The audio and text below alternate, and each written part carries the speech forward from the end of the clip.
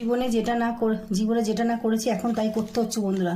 দেখো সব সবজি আমি কেটে নিয়েছি, মাছের ঝোল করব কি করে বলো তো? প্রেসারে একটু জাস্ট সিসি করে নেবো, কষিয়ে জল দিয়ে দেবো। কেন খুব অবস্থা খারাপ, গ্যাস নেই, দুটো সিলিন্ডার পড়ে আছে, গ্যাস পাচ্ছি না। একটু বন্ধুরা কাঁচকলাগুলো আমি প্রেসারে দিয়ে নিই, কাঁচকলাগুলো একটু গরম জল দিয়ে কষতে নিয়ে প্রেসারটা আমি একটা সিসি করে সবজিগুলো নামিয়ে রেখেছি। প্রেসারে যে জলটা দিয়েছি ওই জলটাই কিন্তু আমি মাছের ঝোলের মধ্যে দেবো। ব্যাস এটাকে কষতে পুরো ধুয়ে নিলাম, এবারে গরম ভাপের মধ্যে রেখে দেবো। কাঁচকলা তো দিলে তাড়াতাড়ি গলে যায়, আমি কাঁচকলাটা প্রেসারে দিয়ে নিই। সবজিগুলো কি সুন্দর অল্প একটু সিটি দিয়ে নিয়েছি, এই জলটা রেখে দিয়েছি, জলটা আমি ঝোলের মধ্যে দিয়ে দেবো।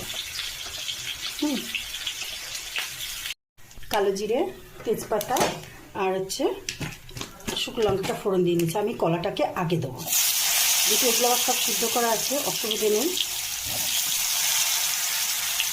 জিরে গুঁড়ো, ধনের গুঁড়ো দিয়ে নিয়েছি, একটু হলুদ দিয়ে নিয়েছি, এই সবজি জলটা দিয়ে কষাবো।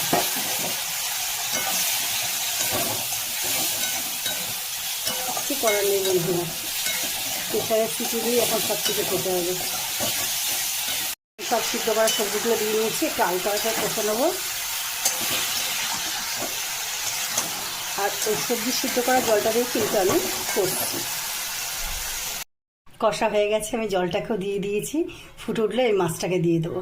কাঁচকলা তো বেশিক্ষণ লাগে না টাইম সিদ্ধ হতে, মাছ ফুটতে উঠতে কাঁচকলা হয়ে যাবে। দেখো তরকারিটা বকবক করে ফুটে উঠে গেছে, আমার তো সবজি সব গলেই গেছিলো। এবারে আমি মাছগুলো দিয়ে দেবো।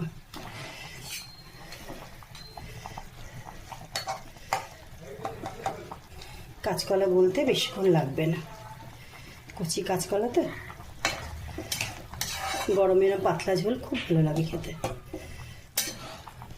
বন্ধুরা আমার কাঁচকলাগুলো গলে গেছে, দেখেছো কত সুন্দর হয়ে গেছে, আমার তরকারিও হয়ে গেছে।